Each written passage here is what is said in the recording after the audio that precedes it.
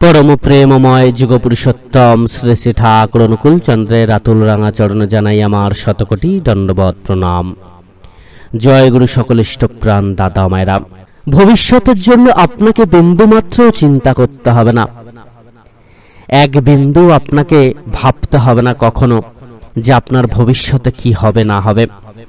এই একটি বিশেষ কর্ম আপনারা যদি পালন করতে পারেন, শ্রী শ্রী ঠাকুর অনুকূল চন্দ্র এই বিশেষ কর্ম কিন্তু আমাদেরকে দিয়েছেন, যে কর্মের মধ্য দিয়ে এক ফোঁটাও আমাদের আর চিন্তা করতে হবে না। কোন সেই বিশেষ কর্ম আমাদের করতে হবে এবং পরম দয়াল যুগপুরুষোত্তম শ্রী শ্রী ঠাকুর অনুকূল চন্দ্র কোন বিশেষ নিয়মের কথা বলেছেন, চলুন আমরা প্রত্যেকেই সেই লীলা কথা আস্বাদন করি। परम दयाल जुगपुरुषोत्तम श्री श्री ठाकुर आमार तिनि किन्तु सदा सर्वदा आमादेरके बाँचार पथ देखिए दिएछेन। सेई बाँचार पथके आमादेर आगे अवलम्बन करे चलते हबे। जीवने समस्त किछु लाभ करते पारबेन यदि सेई बाँचार पथटाके अवलम्बन करते पारेन, ताहले सेटा आरो सहज हबे, आरो सुस्थभावे, आरो सुंदरभावे सुखेर साथे आपनारा सेटाके आनंदेर साथे सेटा आपनारा पालन करते पारबेन। এই সংসারটা এতটা কিন্তু সোজা কথা নয়। এই সংসারে থাকতে গেলে আমাদের প্রত্যেকেরই নির্দিষ্ট কিছু কর্ম, নির্দিষ্ট কিছু অভ্যাস, নির্দিষ্ট কিছু আচার আচরণ মেনে চলতেই হবে, নচেত ভালো থাকা কোনোদিনই সম্ভব হবে না। আমরা প্রত্যেকেই তাই এটাকে মেনে চলার চেষ্টা করব। অতি অবশ্যই আমরা परम दयालेर आदेश निर्देश मेने चलबो।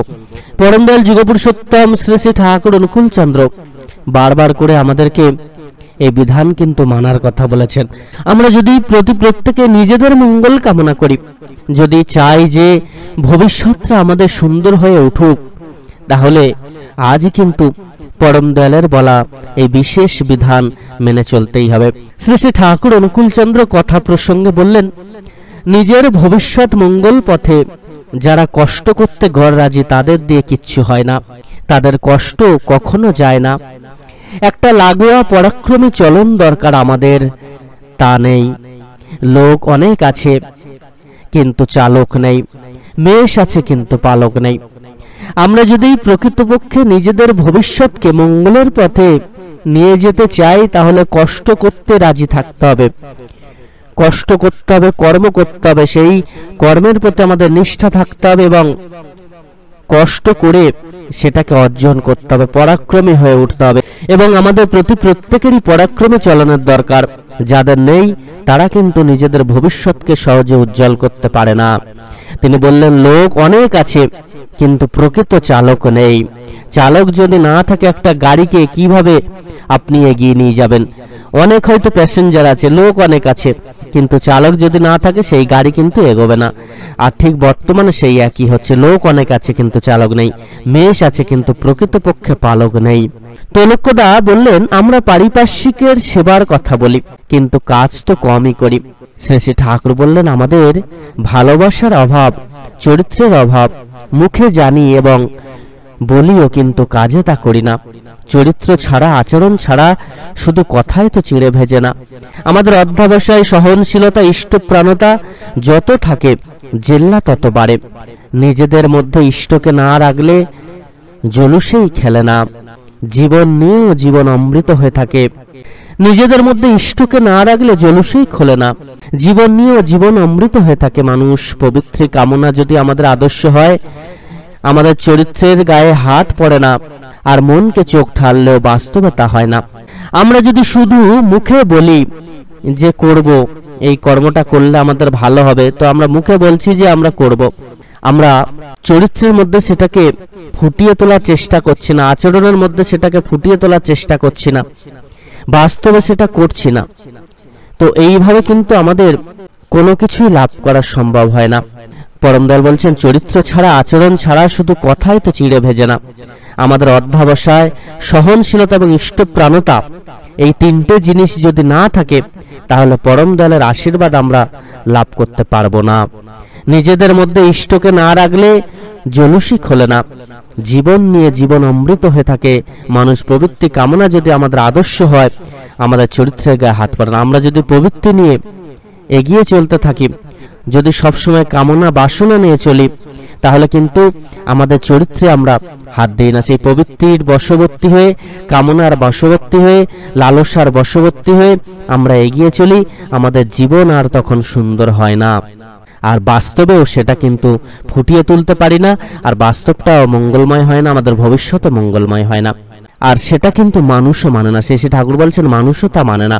শ্রী ঠাকুর আরো বললেন, এই আপনাদের পাবনা এলাকায় 50-এর মন্বন্তরের সময় আশেপাশে কেউ না খেয়ে মরেনি। তেল চুকচুকে চেহারা নিয়ে টেরি কেটে ফুর্তি করে ঘুরেছে, লোকের সাহায্য নিয়েছে, নাস্তা খেয়েছে, সমস্ত কিছু খাওয়া দাওয়া করে তারা সুখে শান্তিতে থেকেছে। পরম পিতার দয়ায় অভাবের আঁচড় তাদের গায়ে লাগেনি। আবার বার্মায় যখন বোমা পড়েছে তখন সৎসঙ্গীরা যজন যাজন ইষ্টবৃত্তি পালন করার ফলে অক্ষত অবস্থায় রয়ে গেছে। কলকাতার দাঙ্গা, নোয়াখালীর দাঙ্গার সময় আপনাদের যেমন বর্মা ছাদিত করে রক্ষা করছে, যজন যাজন ইষ্টবৃত্তির এমনই কিন্তু হিম্মত। আপনারা যে পারেন না, করেননি তা তো নয়, আপনাদের মানবতারও অভাব নেই।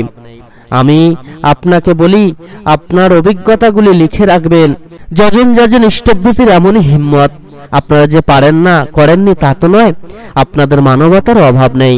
আমি আপনাকে বলি, আপনার অভিজ্ঞতাগুলি লিখে রাখবেন। শ্রী ঠাকুর অনুকূলচন্দ্র এই ইষ্টবৃত্তি, যজন যাজন, এগুলোকে কিন্তু খুব করে মেনে চলার কথা বলেছেন। তিনি বলছেন এই যজন যাজন ইষ্টবৃত্তির এতটাই ক্ষমতা, এতটাই হিম্মত যে সহজেই যজন যাজন ইষ্টবৃত্তি করার মধ্য দিয়ে সকল প্রকার গ্রহদোষ, ফাঁড়া, বড় বড় দুর্ঘটনা, এই সমস্ত কিছু থেকেই কিন্তু বাঁচা যায়। তিনি স্পষ্ট তার মুখে কিন্তু এই বিধান দিলেন যে 76-এর মন্বন্তরের সময় তখন মানুষ না খেয়ে মরেনি, এরম মানুষ নেই। যখন যারা নিয়মিত ইষ্টবৃত্তি নাম জপ করেছিলেন, ঠাকুরের পাদপদ্ম আশ্রয় গ্রহণ করেছিলেন, তারা কিন্তু ভালো ছিলেন। এবং যুদ্ধ বলুন, বোমাবাজি বলুন, যখনই যেমনই হয়, যে সমস্ত দুর্ঘটনা ঘটে যায়, এই সমস্ত কিছু থেকে কিন্তু অনেকাংশে রক্ষা পাওয়া যায় যদি আমরা ঠিকভাবে পরম দয়ালের বিধান মেনে চলার চেষ্টা করি। মহাভৃতি কিন্তু দূর হয়, অনেক অমঙ্গল কেটে যায়, বাধা বিপদ গ্রহদোষ কেটে যায়। শ্রী ঠাকুর তাঁর ভক্তকে বললেন যে আপনাদের যখনই যা কাজকর্ম করছেন সেই অভিজ্ঞতাগুলো আপনারা লিখে রাখুন, যে সেক্টরেই আছেন আপনারা লিখে রাখুন। এটা কিন্তু তিনি যে শুধুমাত্র সেই ভক্তের উদ্দেশ্যে বললেন তা নয়, আমাদের প্রত্যেকের উদ্দেশ্যেই কিন্তু বলেছেন। কেননা পরম পিতার বলা মানে প্রত্যেকের জন্য বলা। তিনি আমাদের প্রত্যেককে সবকিছু বলছেন। তিনি বললেন কিভাবে কি করছেন সেগুলো কিন্তু লিখে রাখবেন। অর্থাৎ আমরা প্রত্যেকদিন সকালবেলা ঘুম থেকে উঠছি, কোনো যদি স্পেশাল কর্ম করি বা কোনো এমন কাজ করছি যেটা ভবিষ্যতের জন্য ভালো, তিনি প্রত্যেকটা কাজকে লিখে রাখার কথা বললেন এবং কিভাবে করছি সেটাও লিখে রাখার কথা বললেন। অকৃতজ্ঞতার কথা সেগুলো লিখবেন। অর্থাৎ আমরা যে কাজে হেরে যাচ্ছি, অকৃতজ্ঞ হয়ে পড়ছি বা সেই কাজে সফল হচ্ছে না, সেটাও কিন্তু আমাদের লিখতে হবে। কৃতজ্ঞতার কারণ কি, অকৃতজ্ঞতার কারণ কি, তার বিশ্লেষণাত্মক ব্যাখ্যা যেন লেখা থাকে। আত্মপ্রতিষ্ঠার বালাই যেন এর মধ্যে না থাকে। আমরা কিন্তু আত্মপ্রতিষ্ঠার কথা কোনো কিছু লিখবো না, শুধুমাত্র যে কর্মটা করছি সেটাই লিখবো। সেটাতে যদি সাকসেসফুল হয় তো সাকসেসফুলের কথা লিখবো, সেটাতে যদি আনসাকসেসফুল হয় তো আনসাকসেসফুলের কথা লিখবো। আমরা তার সমস্ত ব্যাখ্যাটা প্রত্যেক দিনের কর্মটাকে লিখে রাখবো। শ্রী ঠাকুর বললেন কখনো যেন আত্মপ্রতিষ্ঠার বালাই আমাদের মধ্যে না ঢোকে। অহংকে প্রচ্ছন্ন রেখে অকপট ভাবে সব লিখতে হয়, তাতেই মানুষের উপকার হয়। কিশোরীর এক্সপিরিয়েন্সগুলি লিখে রাখা উচিত ছিল, কিন্তু সে তো চলে গেল, আজ আর তা পাওয়া যাবে না। আজ এগুলো লেখা থাকলে বহু মানুষের উপকার হতো, চোখ খুলতো। তো আমরা যে যা কর্ম করছি সেগুলো যদি লিখে রাখি, যেটাতে সফল হচ্ছে সেই সফলের কথা, যেটাতে সফলতা আসছে না, হেরে যাচ্ছে, সেই কথা সম্পূর্ণ ব্যাখ্যা সহকারে পরম দয়াল আমাদেরকে লেখার কথা বলেছেন। এর মধ্যে দিয়ে কি হবে, আমরা একটা নির্দিষ্ট জিনিস বিশ্লেষণ করতে পারবো এবং আত্মসমালোচনা করতে পারবো, কোথায় ভুল হচ্ছে, কোথায় ঠিক হচ্ছে।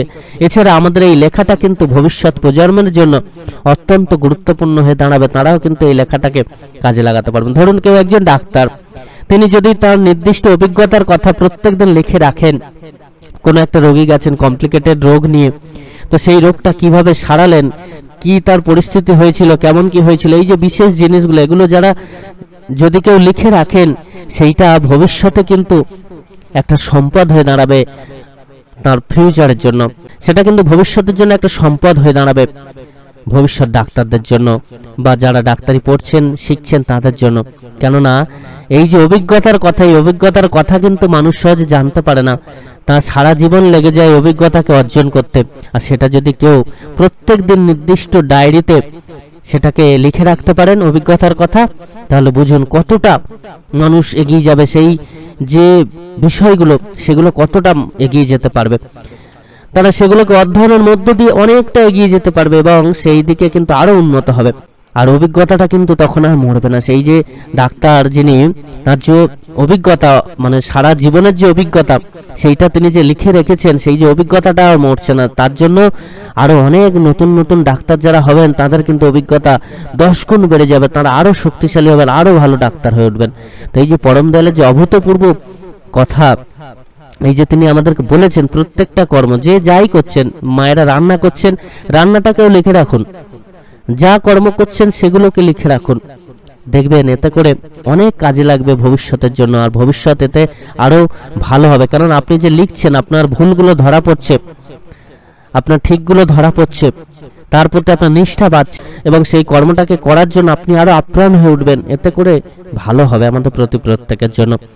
সকল ইষ্টপ্রাণ দাদা মায়েরা, এগুলো কিন্তু অতি অবশ্যই করার চেষ্টা করবেন, এতে ভবিষ্যৎ কিন্তু ভালো হবে, নিজেদেরও মঙ্গল হবে, অপরেরও মঙ্গল হবে।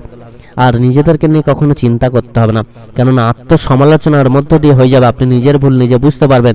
আর যে মানুষ নিজের ভুল নিজে বুঝতে পারেন, সে যদি সেটাকে শুধরে নিয়ে চলতে পারেন, তাহলে তার মতো ভালো মানুষ, তার মতো সুখী মানুষ আর কেউ হবেন না। সকলে খুব ভালো থাকবেন। পরম দয়াল আপনাদের প্রত্যেকের মঙ্গল করুন। জয় গুরু বন্দে পুরুষোত্তমম।